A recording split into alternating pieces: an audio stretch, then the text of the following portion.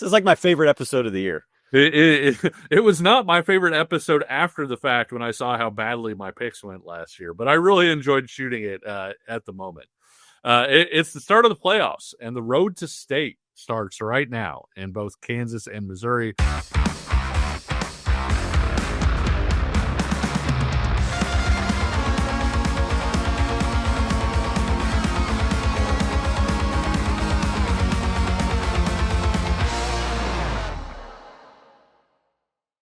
Hello and welcome to the Verbal Commitment Podcast on the Kansas City Sports Network. I'm Kevin Flaherty, and I'm here as always with my good friend Ryan Wallace. We're talking about the world of local recruiting, from Kansas and Kansas City prospects to the college classes at Kansas, Kansas State, and Missouri. So you can tell from my headgear here, Kansas State topped Kansas in the Sunflower Showdown this past week. Last year, I wore one of Ryan's hats. This year, the Kansas State staff was only too happy to give us an upgrade. So congrats to the Wildcats. Thanks for helping us out here on the show by lending us a helmet for a few days. Ryan, it's also one of our favorite times of the year in that it's the start of the high school playoffs. So we'll talk about the big classes in Kansas and Missouri and even make our own predictions. If you remember, I didn't do so well on my picks last year, so you might want to go with Ryan's selection. But we'll wind up seeing. If you like what you're hearing, comment below. Tell your friends about us. Subscribe. Hit that like button or leave us a review, a 5-star rating, wherever you get your podcasts like Apple or Spotify. We have our own specific audio channel through KCSN on Apple and Spotify, so you can seek us out there. As always, we appreciate you guys helping us to grow and getting us in front of more people like you. Ryan, let's get a real quick alarm. Okay. Of course, an alarm means that one of the local Power 5 schools landed a commitment, and Missouri hauled in an athlete, Ahmad Billings from Abbeville, Alabama. He does a lot of different things in high school, but projects as a 6'2" cornerback at the next level. Ryan, what do you think of this pickup for the Tigers? No, long corner, a guy that should fit, right in with their defense, and a player that, I think has some time to develop and should be a good fit in their scheme. But we're not here to talk about that defender, Kevin. We're here to make this beginning of this show even worse for you. So why don't we transition into another defensive back that we can chat about and make life worse? I think we can probably do that real quick. Missouri's 20-man recruiting class currently ranks 28th nationally on 24/7 Sports. And if you're wondering what Ryan was alluding to, Kansas's class lost a major piece when Manhattan's J.J. Dunnigan, arguably the top player in the state of Kansas in 2026, announced that he was decommitting from the Jayhawks. Our producer Nick and I talked about it briefly on Pay Heed, but despite the awkward timing coming after the Sunflower Showdown, Ryan, I think this was something that was building for a little while and didn't actually have much, if anything, to do with what happened on Saturday. Okay, first off, though, before we kind of get into it, because we are going to briefly spend some time here talking about this topic, I wanted to actually pitch it back to you, Kevin, because, again, we love to peel back the curtain here a little bit. Truth be told, you were in Topeka last Friday night to see J.J. Dunnigan give us a good kind of cross-analysis, compare-contrast. Very shortly after we see Ian Premer, you get a chance to then see J.J. Dunnigan. It was going to be great for our rankings. And then you interviewed J.J. after the game. So, did you see anything? Was there anything odd maybe looking back on that? I know hindsight's kind of 20/20, but again, curious timing for you to be there. And then 1 day later, or 2 days later, I guess, all this breaks. Yeah, I think with the benefit of hindsight, you can definitely say there was. I asked him a lot of questions about Kansas. We won't be playing that interview because obviously it's pretty outdated at this point. There are a lot of questions about how he felt to be committed to the Kansas Jayhawks, his future teammates, how close that class was, all of those different things. And there were some questions, Ryan, where you felt like he probably was pretty committed, where he was talking about, hey, I'm looking forward to rooming with Nate Sims and Tyron Parker. And I really like this part, or I really like that part.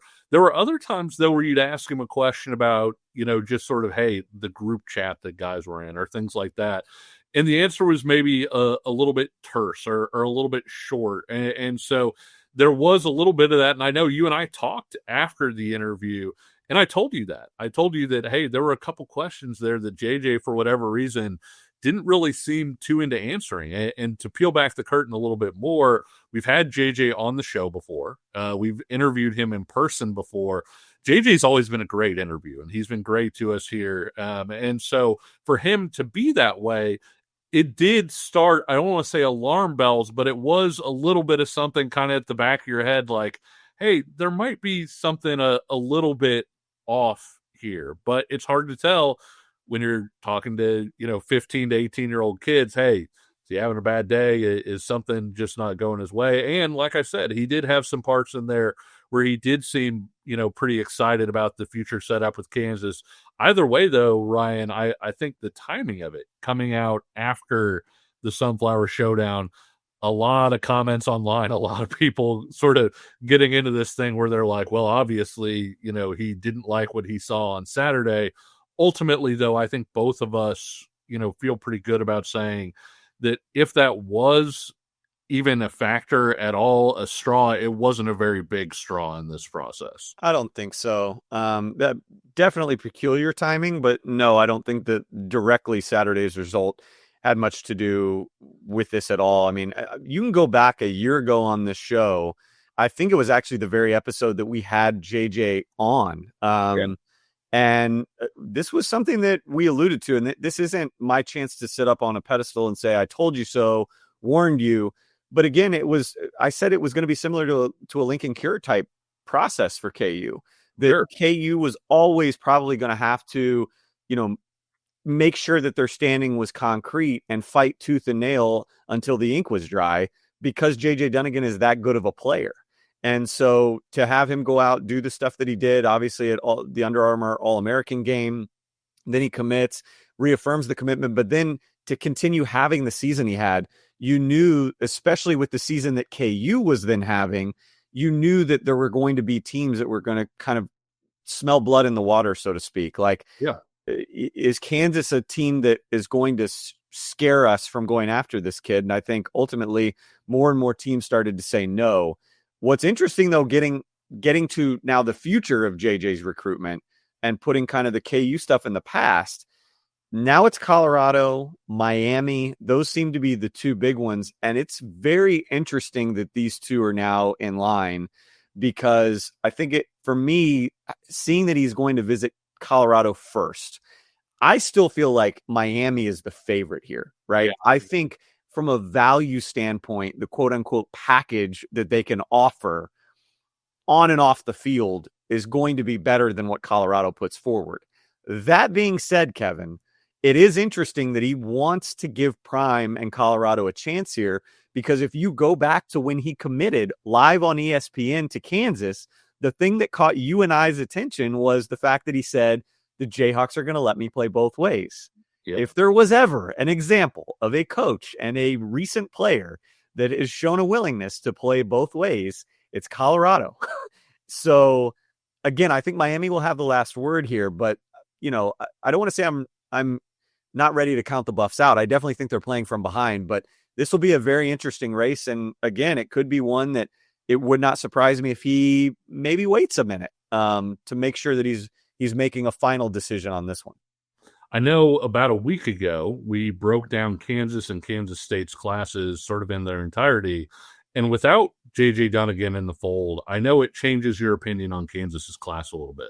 It does. I mean, I still like the pieces that are coming to Lawrence. I don't think you take one piece away and all of a sudden this whole structure falls apart.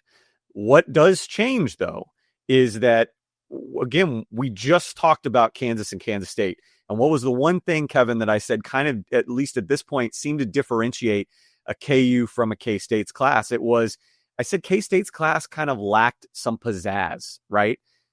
JJ Dunnigan was a lot of KU's pizzazz. I mean, when we talk all the time about guys that have high floors and high ceiling, if there was a freshman that you could point to and go, that kid is going to be a difference maker from day one, that kid has an opportunity to have an unbelievable career from day one at KU, it was JJ Dunnigan. He fit a need. He has the body. All the things seem to gel for him to be the star of that class.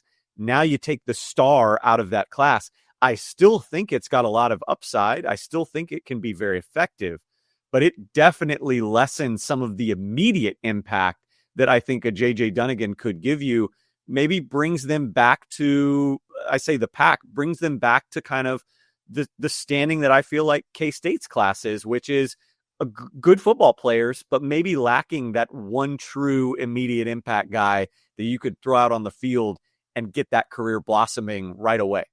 Yeah, I agree with that part 100%. I think Kansas's class has a few guys that are maybe 4-star worthy, but I think they're the 4 stars, to your point, where you're talking about down the road, right? Like, I think Hunter Higgins is a guy that has a chance to be really good down the road. I think Josh Galbraith is a guy that, as he develops as a linebacker, has a chance to be really, really good. Caden Snyder, you don't usually come in as an offensive tackle and play right away. That's a guy that's probably going to be down the road. And so, to your point, J.J. Dunnigan was a guy that I think both of us looked at. Not only is this guy potentially an all Big 12 NFL type guy, he's also the type of guy that, with his talent, with how good he was going to force his way onto the field right away at Kansas. It was going to be a guy that you were going to see on the field as a true freshman. And I'm not sure, looking at this class now, who kind of stands out in that regard. There are a lot of guys that I really like to develop, but not necessarily somebody where it's like, my gosh, the talent is so extreme. He's going to play right away. He's going to play early. He's going to play a lot, and he's going to be really good. And so I think that's part of the difference. 2 final notes from me, and I know we've gone long here, but first off, I'm not trying to pitch. I'm not trying to push JJ any one direction, right? But I will point this out: is, for me, Miami makes sense in for a lot of different reasons, I think, and can be a positive for JJ in a lot of different reasons. And one of the key ones, I think, could be the fact that you go to Miami, it eliminates any of that what if that would have come had he gone to K-State, had he gone to KU, if he goes to Colorado, of, wow, I'm a stud at these places. But I always, I wondered in the back of my mind what I could be at a Miami, what I could be at an Alabama. If you go to Miami off the jump, you're either going to make it there or you figure out, like, maybe I'm not a Miami guy, but there will never be that what if. So I'm just laying that out there. Finally, Kevin, a quick note. If he does choose Miami, this is why we have the show, Kevin. This is why Verbal Commitment exists. 2 of the top 3 players, and they could finish as 1 and 2 in Miami's class, will be a kid from Nixa in Jackson Cantwell and a kid from Manhattan, Kansas in JJ Dunnigan. How wild would that be at a place like the U? So anyway, again, that is why this show exists, because there are players here, and there are players that are worthy of shining a bigger spotlight on than maybe the national media gives them credit for. So again, if that happens, how wild would that be? Like I said, we aren't going to play the interview that I had with JJ because a lot of it did focus on Kansas and is outdated now. We will get into what I saw from JJ as a player a little bit later in this episode, but suffice it to say that whoever winds up getting him is going to get a heck of a player. And I know we've always enjoyed JJ as a person on this show as well. With that said, let's there it is. Get a little breathing room here. You look good, though. Thanks. I appreciate it. Maybe have a little bit of helmet hair going on, but let's get into our Tacos for Life Player of the Week. Tacos for Life has a wide variety of options to choose from in their fresh scratch kitchen locations in 8 states, including right here in Kansas in Overland Park, with catering and food truck options available as well for those parents. Make sure to dine in for the $1.99 kids meal after 4. And for every taco, rice bowl, salad, quesadilla, or nachos that you enjoy, a meal is donated to Feed My Starving Children on a meal-for-meal basis. Those meals are then shipped to more than 90 countries, to feeding centers, care points, orphanages, schools, and refugee camps. The Overland Park location has given out more than 736,000 meals over 3 years, while Tacos for Life as a whole has donated right around 43 million meals. It's a great cause. And you can help just by doing what we all know and love, chowing down on some great tacos.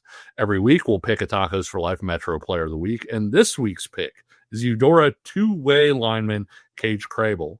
Eudora landed a 1 seed in the upcoming playoffs in large part to a pair of terrific lines. He's helped the Cardinals put up nearly 1,900 rushing yards and almost 7 yards per carry as a team on offense, while the defense is holding opposing teams to 13.5 points per game and 3.2 yards per carry. Ryan, what do you like about Cage's game? Well, first off, homecoming royalty, as you see in the photo there too. So, I mean, it's been a hell of a year for one of the best names in the Metro for a football player, Cage Crabill. Yeah, I feel like it's WWE wrestling, and when you watch him on tape, boy, that kind of shows up because he throws it around for a 6'1", 240-pound center this year. I mean, he's played a little bit of everything on the interior line for Eudora, defensive lineman as well, like you mentioned, goes both ways. 3-year letterman. He was all-state last year, all-league the last 2 years. I would imagine he will duplicate that as a senior. But you mentioned it. I mean, he has just been the team captain. He has been the leader up front on a team that relies so heavily on winning the trenches. They go undefeated in the Frontier. I mean, hell, their only loss was to undefeated Hayden right now, who's the odds-on favorite to win 3A this year. And adding on to the stats that you already delivered, Cage and this offensive line have helped in the 7 wins average almost 40 points per game as an offense. So Eudora is clicking. They've got a lot of skill talent around him, but it all starts up front, and you can center it, figuratively and literally around Cage Crabill. And here is our Tacos for Life Metro Player of the Week. Cage, welcome to the show. Hey, how are you guys doing? Cage, you were a part of a super young Eudora team a year ago that had 4 freshman starters.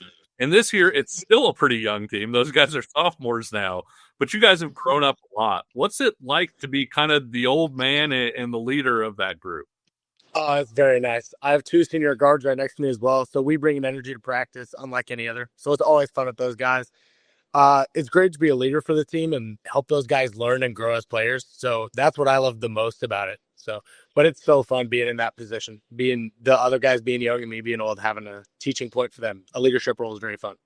Cage, I wanted to ask you, especially now that we're entering playoff mode, what has the community been like? What have the halls of Eudora been like this season, riding this wave of momentum and now entering 4A as the number 1 seed? Does it feel different around town? A little bit. It's buzzing. So we're ready to get going. We're ready to get rolling. Win the region, win the district, and then we're going to keep on going. So that's the goal but it's buzzing, so we're ready. You guys take a lot of pride in being a really physical team and kind of dominating and setting the tone up front. But I want to ask you, do you take more pride in that and knocking a guy down, or do you take more pride in being homecoming royalty? Because we just showed a photo of you from homecoming earlier. It was nice to be homecoming royalty, but putting a guy on his backside is pretty nice as well. So I'd have to say they're pretty even. But putting a guy on his butt's pretty nice. Cage, you were, I mentioned All-State last year. You've been All-League 2 years in a row, and I would imagine you'll be both of those again as a senior. But what did you do this offseason to kind of take your game to the next level, knowing that Coach Stefan was going to be leaning on you a little bit more this season as a leader? The weight room was just different this summer. Every guy was getting bigger. We were just getting bigger as a team. Everything was really good. Just the weight room and like how much we've practiced over that period and like just taking that leadership role a step further after some guys graduated. Our whole line stayed, but some good guys graduated last year. So it's nice to be in that real leadership role again this year. So yeah. Expectations are really high for Eudora heading into the state playoffs. And I know you guys have your eyes set on some of the sort of top teams in 4A. Of course, one of which is you guys. Why are you going to go on a deep run this year? What do you think is the selling point where you're like, hey, we are equipped to really take this thing and make our name known in 4A this year?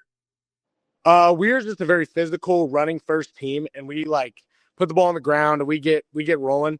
So I think that's what makes us different is our abilities up front and how we've grown as a team there, and just how physical we are on the line and how physical the team is and the energy we bring. Cage, I wanted to give you an opportunity to kind of, again, this is about you, but also this offensive line has been terrific. Give the fans kind of an idea of who else is around you. You've mentioned the 2 seniors next to you, but give a shout out maybe to the rest of this offensive line and what makes it so good. Absolutely. I got Ethan Winton to my left. He's my left guard. Leland Bradshaw to my right. He is amazing. He's a guy. Watch film on him. We got Carter Lewis at the left tackle and Austin. I mixed that up. Austin Jordan is the left tackle. Carter Lewis is the right tackle. Those are two great guys, and they're juniors. Carter's the sophomore, so he's going to really develop, and he's been starting since the freshman year, so he's pretty good. So yeah, those guys, they're good, and I'm glad to have them under my wing. You mentioned a sophomore. One of them is your quarterback too, Cy Thomas. What have you seen from Cy and the way that he's grown from a year ago until now? Cy's definitely stepped up in a leadership role, especially him in Houston. Always Houston is our quarterback as well. They will split reps. So having two quarterbacks is good. Both of them stepping up leadership and having a little battle each week is always nice for them, and it helps the team out with physicality and energy at practice. Cage, I was going to ask you, it could be a team memory or just a memory about Coach Steffen, because I know that he's real tight with this senior class. What is something, and hopefully you'll have more memories to come, but so far as we sit here tonight, what is kind of the one lasting memory that you're going to take with you about Coach Steffen and your time as a Cardinal? Coach Steffen's a great coach. I'm so blessed that I get to have him as my coach. He's just a great guy with the team. He'll invite the seniors over. This summer, he invited the seniors over so we could have a lifting. So we have this group where we all lift and stuff. So he invited us over and we drafted our teams up and we just got to do that. So that was really fun. He's just he's just a nice guy. And I'm so blessed to have him as a coach. Is there anybody that you watch, whether it's college football Saturdays, whether it's, NFL that you watch as an offensive lineman and you're like, I want to play like that guy, or just even I like watching that guy play? Mm-hmm. I just like the guys with high energy, really. Any guy with a high motor, high energy, that's what I really love. And that's what I take to practice with me, games, is the high energy. So that's what you'll see from me. Just any guy with a high motor and high energy. Gage, as our Metro Player of the Week, we'll be sending you and all of our future Tacos for Life Metro Player of the Week picks a gift card to enjoy the food at Tacos for Life. Yes, sir. We'll be right back on the Verbal Commitment Podcast after this. Looking for tickets for your next event? Tickets for Less is your #1 source. Save big on every purchase when you use promo code KCSN at ticketsforless.com. Welcome back to the Verbal Commitment Podcast. You can follow along with us on Twitter/X at verbalcommit_KC for clips from the show, conversations about local players, and even the odd highlight. And calling all Chiefs fans, you could be on the field at the 50 inside GEHA Field at the official coin toss at a Chiefs home game this season. Visit Chiefs.com/GEHA now. Enter to win a chance to be on the field for a once-in-a-lifetime view of the pregame coin toss. Plus, you can score other exclusive prizes. Enter for a chance to win at Chiefs.com/GEHA. GEHA is a proud partner of the Kansas City Chiefs. Ryan, the time is here. This is my favorite episode of the year. It was not my favorite episode after the fact when I saw how badly my picks went last year, but I really enjoyed shooting it at the moment. It's the start of the playoffs, and the road to state starts right now in both Kansas and Missouri. Let's start off in the state of Kansas in Class 4A, where Ryan, I think both of us feel like a certain Cape and Mount Carmel team is an absolute buzzsaw. Yeah, this will be one of two. Because we've already looked at each other's picks. We did them on our own and then kind of shared what we wanted to do. And two were the same, and Class 4A is one of them. So we both have Cape and Mount Carmel coming out of the West. Look, this is a really battle-tested Cape and Mount Carmel team. I think they've got a lot of good pieces around them, senior pieces, right? We've talked about Cal Purvis, Nick Ancio, but also Kevin, super well coached. And again, I feel bad doing this, knowing that we just had Cage Crabill on. We're talking up Eudora, but Cape and Mount Carmel is the type of team that they could be in the 5A finals, and it wouldn't surprise anybody. They could challenge for 6A. Unfortunately for the rest of 4A, though, they seem to be the odds-on favorite here. I would be surprised if they don't come out of if they're not in the state finals. Kevin, I would be even more surprised if they are at minimum not the representative out of the West. Yeah, I'd be shocked. And if you look at that bracket, I think it does shape up really well for Capen to come out of the West. And I think when you look at the teams that we picked, not to spoil them in other ones, but one of our state title picks in 5A, Capen played and lost in a really close game. One of our state title picks in 6A, I guess both of our picks in 6A Capon won. And so this is a team at 4A that, like you said, could win 6A, could win 5A, and here they are in 4A. And when you look in that West, I don't see anybody that's really going to have a chance to knock them off, for those first few rounds. I do like when you get down to, Wamego and Mulvane have really good quarterback play. And so when you look at the semis, that's potentially one area where, you could see a challenge coming from a team like that because of what they have at quarterback. But ultimately, I think way too much firepower coming out of the West. The East, though, here, Ryan, is a lot more wide open. I think so, too. I like, in terms of if I had to predict somebody to come out of the East, I certainly like the top half of the bracket. Yeah. You see Tonganoxie up there. Obviously, you see Miege. Can the Stags go on another late run like they did last year? I mean, Atchison right out of the gate is an intriguing game and matchup in terms of the athletes that Atchison can throw at Miege. Paola's had a surprise kind of year. And then obviously Eudora, that quadrant at the top, whether it's Miege and Tongi or Eudora, I like probably the winner of the East to come out of that top half. Although, Piper has shown some spark at times this season. Obviously, Ottawa, we'd love to see them with Nate Sims at full capacity, but they've still got plenty of seniors that they can rely on this late in the year. And then Labette, boy, we've talked about the running back down there. Can he shoulder the load and take them all the way to the 4A championship game? We'll see. But right now, Kevin, my odds would tend to favor a Eudora, a Tonganoxie, something like that coming out of the East to face Capon. From Class 4A to 5A, that feels way more wide open than it did early on. If we can actually get the 5A bracket up first before we reveal our picks on this one, in Kansas, when you look at, I want to put this into perspective real quick. Yeah, no, I like this because Keisha Covered has their rankings for Class 5A, and 3 of the top 5 teams in the state in the class, St. Thomas Aquinas, St. James Academy, and Mill Valley, are in the same pod. Only one of those 3 will even reach the semifinals, and Aquinas and Mill Valley are lined up for a second-round matchup if they win. I wanted to put that up there before we revealed our state picks, because I think this is one where you could see a winner come out of the West, but my gosh, that bottom part of the East bracket is just an absolute war zone. No doubt. And this was, to me, the most difficult bracket to pick. And that includes the Missouri brackets that we'll get to here a little bit later. 5A in Kansas is the place right now. If you are looking at, again, through all different variations of what the championship game could be, if you're just asking me here tonight, best odds on, like, bang for your buck, if you want to go ahead and like pre-purchase a ticket, it would be 5A. It would be Friday. 5A is on Friday, and then they'll do 4 and 6 on Saturday. That Friday night is going to be unfreaking believable in Emporia, because you could get Great Bend there. You could get Hayes there. You could get, I know people in Salina are really high on Salina Central. Andover's having a hell of a year.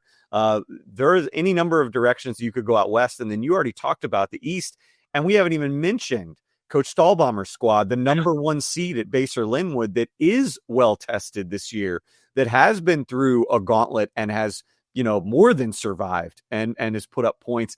Washington has had an unbelievable season. Will this finally be the year that they get out of the first round and beat Blue Valley North, who was the Cinderella in the bracket last year? So before we get to the picks here, I think for me, I'll just tell you, my champion prediction came out of the East. If I had to say out of the West, I think Great Bend makes the most sense. I just feel like they're well balanced enough. I know beating Hayes twice could be a challenge. Beating anybody twice is going to be a challenge, but I think Great Bend has the pieces to do it this year.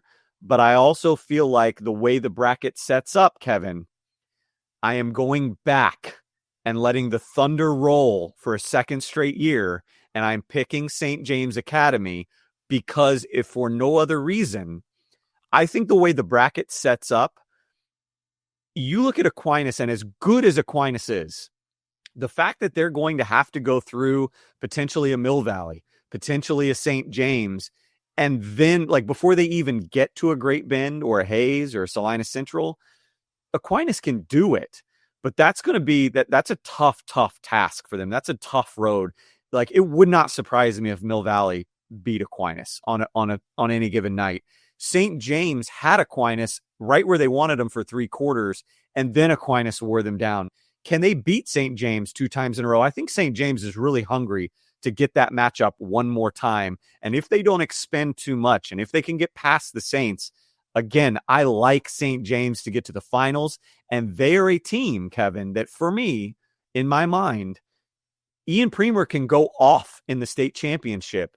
St. James has the firepower offensively. When you look at House with the running game, when you look at what Hornback can do as a passer, that they can not only keep up, but outdo what Ian Premer can do and eventually slide past a Great Bend in the state title game. I'm taking St. James, Kevin. I went ahead and went with St. Thomas Aquinas, but I was right there with you in that I think the winner of Aquinas St. James probably takes state this year. And I think that that's going to be a terrific game between 2 rivals that, quite frankly, do not like each other. And that is going to add so much, extra heat to that game this year. The interesting thing is, though, Ryan, I do agree with you on one thing, in that I think Great Bend is the most likely team to come from the West. And I think that St. James Academy has a better chance to beat Great Bend than Aquinas does. And I know that sounds crazy, but I could see a scenario where Aquinas was the better team than Great Bend, but Ian Premer goes off for 4 or 5 touchdowns, and Aquinas just can't quite keep pace. But at the same time, I do think Aquinas does get across the finish line against St. James. I do think they get past Great Bend, even though I do like St. James in that matchup with Great Bend a little bit more. I just think this is a team that's built to win in the dog days of November, if you will. As the weather gets cold, you're eating Stephen Carroll blocks, you're having tackle Cal Arndt, over and over and over again. I think this is a program that has won at such a high level. They're used to it. They know what it takes to get the job done. This was not an easy pick for me, and it was not an easy pick with Aquinas, with St. James, and with Great Bend. I think all of them have really good cases, and that's before, like you said, you get to Baser, who I think is kind of a little bit of a sleeper if the number 1 team can be a sleeper. But ultimately, I think I like Aquinas to get the job done there. Yeah, no doubt. And well, I mean, last but not least, I mean, we talk about Baser. We talk about, St. James has to be this team. Aquinas has to be this team.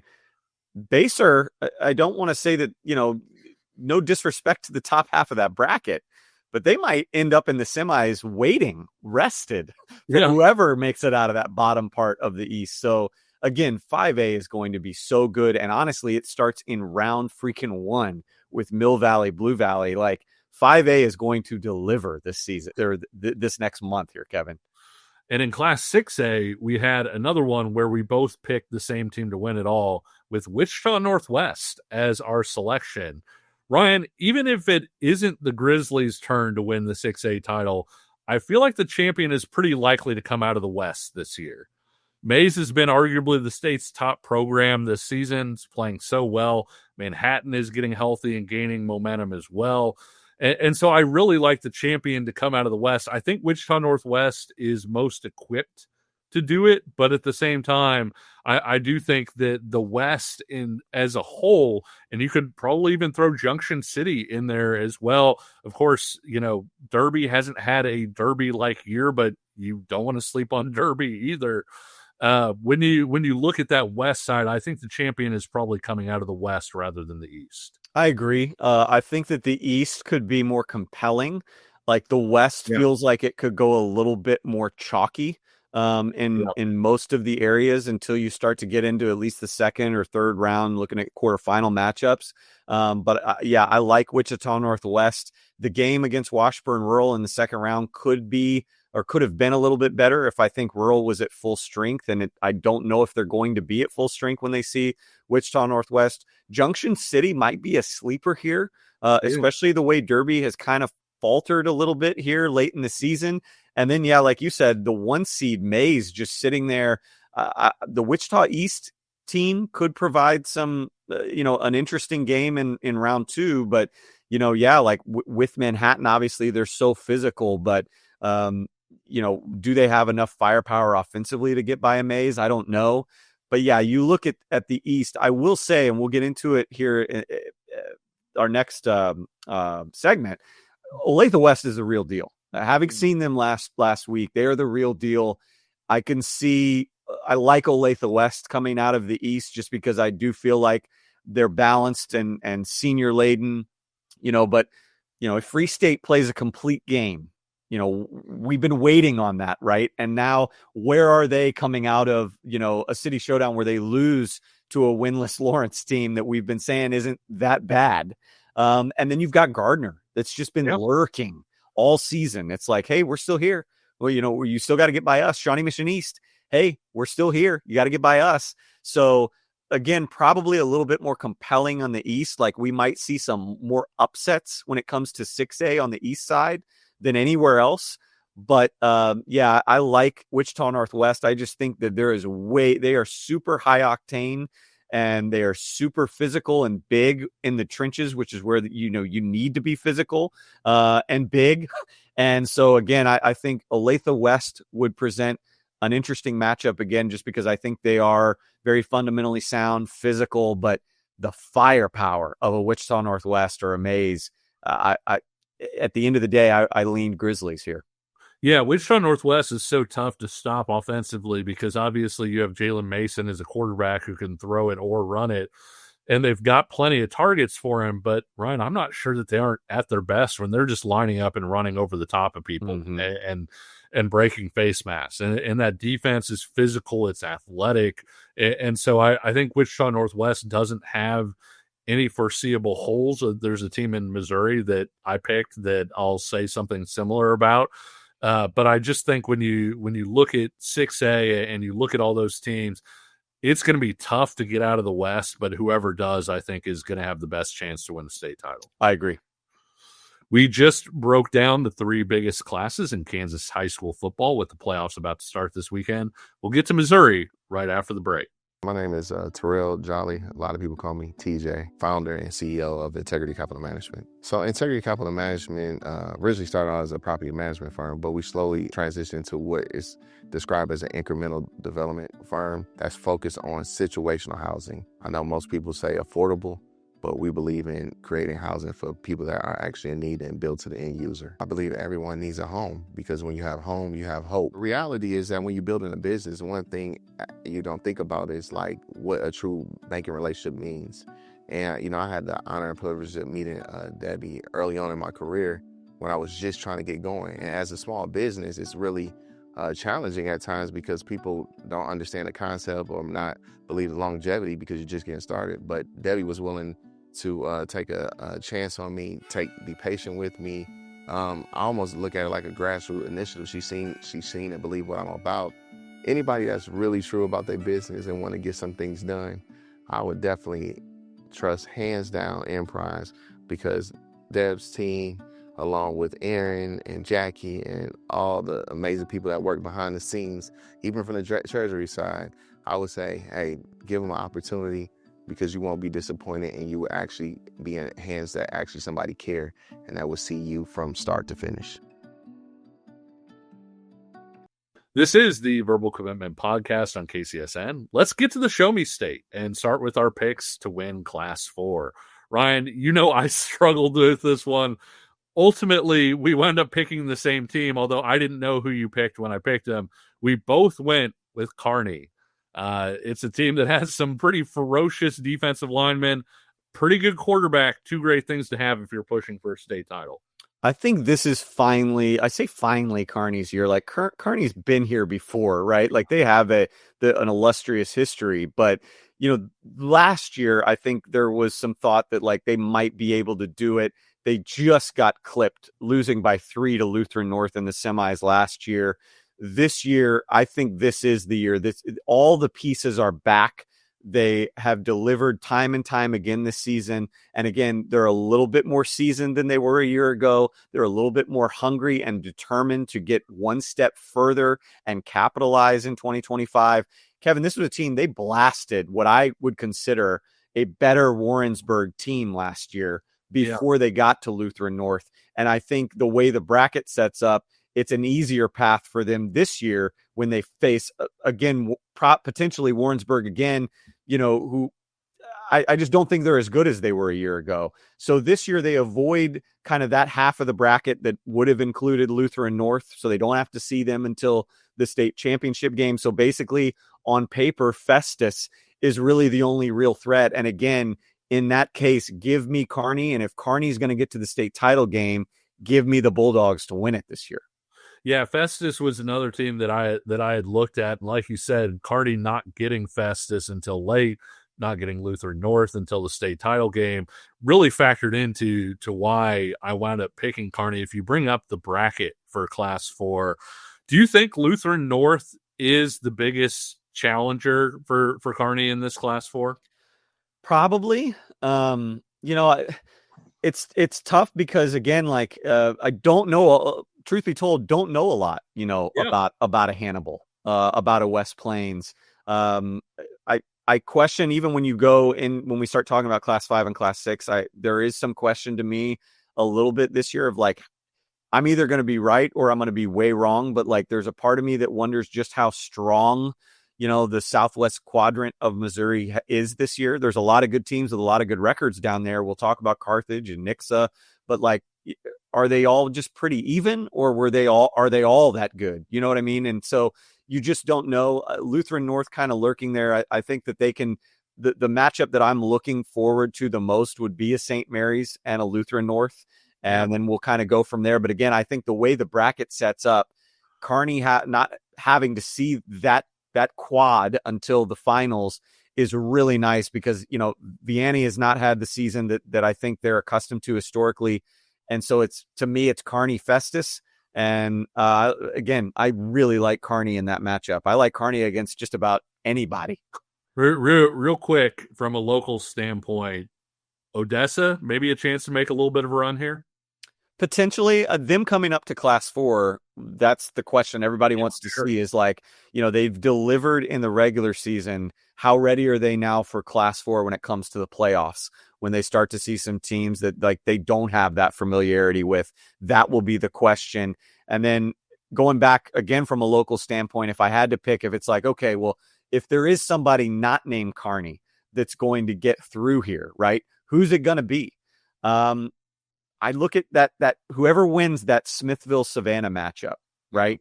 That is one to me that will be very interesting for Kearney to get by in, what would that be? The regionals? What do they call that? Missouri. Can we just talk about how these brackets are? Can we just adopt the system? Yeah. Can we just adopt the system that Keisha has? I never thought I would say that Keisha's ahead of the curve on something, but good Lord. But yeah, Smithville and Savannah in the second round is one that I'll have my eyes on if we get that matchup. If we wind up going to Class 5 now, it's one where we had different selections. Ryan, you picked Cardinal Ritter, while I predicted that Platte County would make it 2 in a row. So why'd you pick the Lions here? This was tough. I mentioned it when we were talking 5A with Kansas. I feel there's something in my gut here. There's a guttural feeling that I'm going against the giant that is Platte County, but there's this part of me that feels like it's too easy. It's kind of like when we talked about Aquinas. It's like you're looking for a reason to pick against them. It's like they can't do it again, like completely untested. Can they? Like I know Coach Utes and those guys are going, yeah, absolutely, we can and we will. And hopefully they prove me wrong for the Kansas City side in me, right? But for me, what it boiled down to is this. When I look at Cardinal Ritter, this is a team that lost to an undefeated Jackson team by 3. Yep. They lost to an undefeated CBC team by 22, which doesn't sound that bad, but that's the closest margin of any team in Missouri, the CBC this year. And they lost on the road to the number 16 team in the state of Ohio. So the only hesitation that I had in picking Cardinal Ritter here, Kevin, is that they are starting a young quarterback. And when I say young, I mean a freshman, Rylan Moore, but he has delivered through 8 weeks. They've got a senior running back named Manny Ellis that's headed to Indiana State that I think is really good that they can lean on. They've got athletes. They've got size. And if we pull up the bracket here, Kevin, and this is kind of where I transition it back to you for you to explain why you picked Platt. One reason, and maybe the big reason why I went away from Platt, is I just talked about the bracket and the path that Kearney has. Platt has not been tested this year at all. Yeah. You're looking at a bracket where they're going to have to beat Pius. They're going to have to beat Rockhurst. They're going to have to beat Grain Valley, who, you say what you want about Grain Valley. They're competitive. They're hungry. They're physical. Then you're going to have to get by probably the Kirkwood Eureka winner, and then get Ritter and possibly even a Carthage that I mentioned is a really good team and gave Nixa all they wanted this year. So it is a much, much more challenging test for Platt to get through this year as opposed to last year. I will say this, and I'm done talking, but I have to say, if Platte County gets by Pius, they get by Rockhurst, they get by Grain Valley, if they make it to the state title game, Kevin, a state title game that is going to be played at Mo West in their freaking backyard, I will not pick against Platt. They will win because the entire town is going to be out there waving the pirate flag. So if we can get Platte County in their home, basically their home turf, would not want to be the opponent staring them down. When Platte County won a year ago, the general feeling was that the Pirates were still a year away because Coach Oots had such a strong junior class. And it's tough to argue with the way that that's played out. You know, Rocco Marriott, Jack Oots, and company's closest game so far this year, you mentioned CBC, 31 points is the closest margin that Platte County has had this year. That's a little bit of what makes me nervous here, Ryan, to be honest with you, because this team is loaded. They've got playmakers all over the place, arguably the best quarterback in Kansas and Missouri pulling the strings. But, Ryan, we saw a totally dominant Derby team a year ago get tripped up when they faced adversity for the very first time. It happened in the playoffs against a Manhattan team that could beat them. And quite frankly, they hadn't had any adversity all year up to that point. And that's my one question here is you have a team where half the time Platte County starters are playing a half and then they're done. You know, they're smoking cigars and in ball caps. They don't let them smoke cigars. It's an expression, people. It's an expression. I think they're absolutely good enough to reach. Oh, yeah. I have no doubt in my mind. But how do they respond if they wind up in one of those close games that they haven't played in one in a long time? We just haven't seen them had to try. I know. And I mean, they are like, when you look at Class 5, they are without a shadow of a doubt the most dominant team.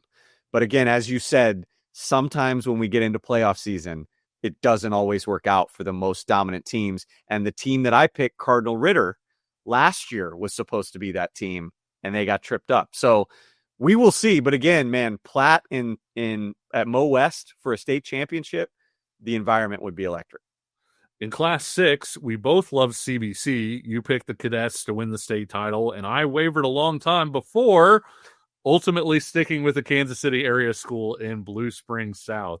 But, Ryan, let's go ahead and get started with CBC. Man, that's an easy team to fall in love with. Yeah, I mean, they have been dominant. You look at CBC in wins against Cardinal Ritter, in wins against DeSmet, in wins against SLU, St. Mary's, a combined score of 183-34. Their average beat down of those teams is 46-9. Yeah. Nick McClellan is the quarterback. He's a K-State commit, and he is a difference maker. And, you know, I took Cardinal Ritter with a freshman quarterback, and that makes me a little queasy because I think at quarterback, it's such an important position when you get into this time of the year. Last year, it was Dylan Duff, who's, again, at K-State, that led DeSmet to the state championship, kind of put the team on his back. Nick McClellan won't play quarterback at the next level like Dylan Duff, but he is a difference maker, and he's a guy that I think can withstand the pressure. He's done it all season long. If CBC can get by Lafayette Wildwood, that's the big test to me that will come before the semis against the Kansas City team. And Wildwood is making a step up. They're coming up from Class 5. Then I think CBC has the path to get there. a path that I think is a little bit easier than Blue Springs. The South, it's going to have to beat Blue Springs a second time. They're going to have to face Helias, who was the 5A runner-up last year. They're going to have to beat Nixa, and there's no Wyatt Denny, who's kind of the fire, the spirit on that roster. So I'm not saying Blue Springs South can't get there, but I think if they're seeing CBC when they get there, I got to take the Cadets in this one, as much as it pains me to say that. No, I definitely get it. I really wavered, and the Denny injury was part of the reason I wavered even more, because I do think that he was such a key part of what they do. I just don't see a lot of, if any, weaknesses with this Blue Springs South team. Max Preps has CBC number 1 in Missouri, Blue Springs South number 2. So this would be an absolute juggernaut of a matchup in that state title game. I know one of your fears with this team has been that in the Kansas City area, right, the Jaguars have been better than everyone else in the Metro up front. But what happens when they face somebody just as big and just as good, if not better, up front? CBC can do that. And CBC, like you said, maybe doesn't have as difficult a road to the title game. But I will say, the reason I picked Blue Springs South, there's just something about this Jaguars team. I think the defense is underrated and has playmakers at every level. Aiden Wilhelm has taken a step forward as a passer, and he has a lot of weapons, even without Wyatt Denny, to spread the ball around to. But I think that a time is going to come this year where Wilhelm is going to need to turn things loose with his legs for Blue Springs South. He's one of the most explosive runners in the state, and I could see that being the thing that gets them over the top against CBC in that title game. I do think Blue Springs South can beat you in a lot of ways, and ultimately that was why I picked the Jaguars to be the team that gets out of Class 6. Well, and one thing that I will say real quick wrapping this up is, like, I think Kansas City, when you look at this bracket, especially in Class 6, but maybe even going down into 5 and 4, I like what Kansas City has on the table against the rest of the state of Missouri this year. It doesn't happen all the time. A lot of times St. Louis wants to toot their horn that they're just better than Kansas City, but we've seen that North Kansas City team this year, and they're for real. We know what Liberty does. Like, Lee Summit is starting to click, and they've got a lot of veterans. Lee Summit North is as loaded athletically as anybody. Then you've got Blue Springs. You've got Blue Springs South. Obviously, one of those two is going to get knocked out in the second, won't even make it to the quarterfinal or the third round. But I mean, you look again, like, and again, that's kind of why I gave the edge to CBC. Like, DeSmet is not what they typically are. Lafayette's coming up from Class 5, and they're one of the stronger teams, on the eastern side of the state. And then that upper right quadrant is extremely weak to me when I look at it compared to some other years. Like St. Dominic, I think, is supposed to be probably the school that's you would think would get out of there outside of maybe Liberty Wentzville. So again, it sucks for Blue Springs South that they get jumbled in with Nixa and kind of that neck of the woods when you think about the Springfield area. But I do like Kansas City's chances to knock off somebody from St. Louis or from the southern half and get the job done. Will it be Blue Springs South or will it be somebody else? That's the question. Well, Friday night, we went to two different games. You hit up Olathe West 38-21 win over Olathe Northwest. Well, I saw Manhattan roll a banged-up Washburn Rural squad 43-0. Who stood out for you in your game? I know you said Olathe West as a whole. Yes. But also, who stood out for you in that game? That's a really good team. Like, they're just really well built. When you see the two defensive backs, Brody Butler and Vaughn Overton, I mean, they stand out like sore thumbs. Yeah. They look the part. Look, Sam Kurskowski was terrific. Found out that he's going to Northwest Missouri State on a baseball scholarship. So that's why we're not getting the football huddle. But a really good player. Brody Hale impressed me at the quarterback position. But the two guys that I came away with most impressed in that game, and then going back and watching them on tape, Connor Tracy, defensive end. But the guy for me, man, Cash Warren, 6'2", 220 pounds, 4.740, 4.15 GPA. Like, he is the complete package. He plays bigger than 6'2", 220. Like, he is a old school Mike linebacker. And like, when you watch, these are all clips from the Olathe Northwest game. I wrote kind of in my notes, like, hammer time. It's like when the ball gets handed off, it's that stop, hammer time. It's Cash Warren time. The last play that you're going to see here, I had to slow down because the way that he comes through the hole, I'm standing in the end zone. I'm like, this is Cash Warren's play right here. And he reads it to a T and then loses his helmet. He hits the running back so freaking hard. I'm a huge Cash Warren guy now after watching this. He's the type of guy that can put this defense on his shoulders, take him to the state title game. And Kevin, there's not a ton of collegiate interest, at least that you can tell on social media. So some of the smaller local schools that are out there, maybe looking for just an old school, hard hitting, good read that can diagnose a play and go make the hit.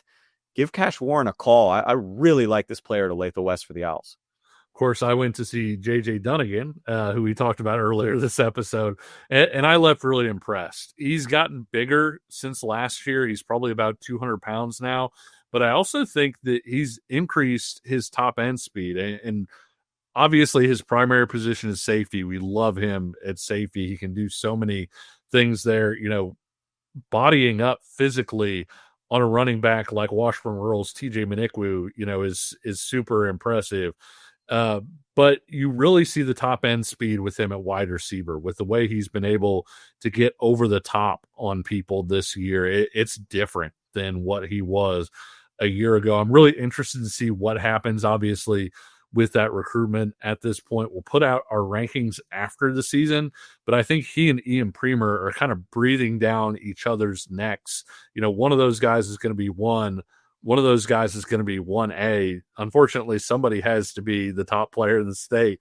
But I do think that there's not a lot of separation between the two of them. And of course, part of the reason I went out there was, hey, we saw Ian 2 weeks ago. Here's a chance to see these guys in back-to-back weeks and kind of get our thoughts on that.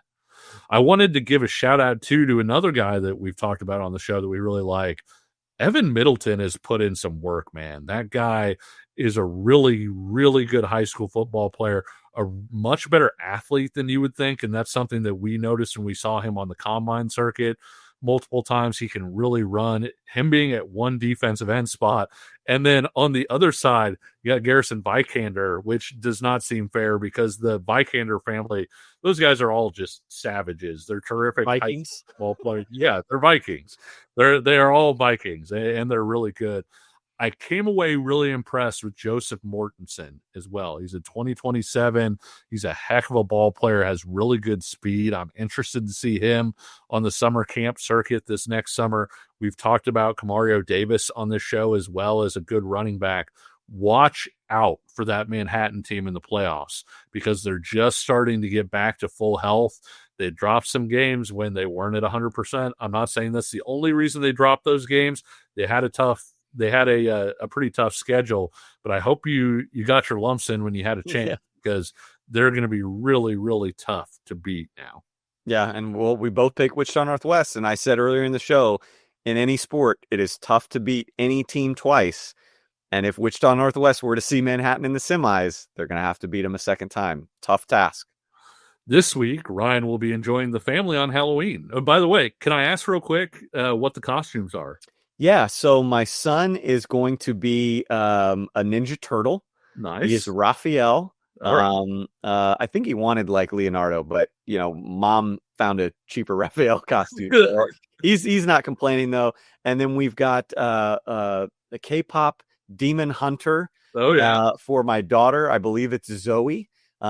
She's more of a fan of the songs than the movie, but I would imagine based on some costumes I've already seen at parties and such, she'll not be the only K-pop demon hunter roaming the streets on Friday night. We were out at, I was going to say we were out at a game a week or two ago where the halftime show was K-pop. Yep. Oh yeah, it is all the rage right now. That thing is exploding. But me not having kids, I don't have an excuse. So I will be heading out to Salina Central to see 4-star Kansas commitment Caden Snyder and the 7-1 Mustangs hosts Topeka West in the first round of the playoffs. It should be great in that Caden Snyder gets a chance to go up against a guy we've really wanted to see, Ryan, and that's 2027 Topeka West standout defensive end Prince Lassiter. I'm excited to see that matchup.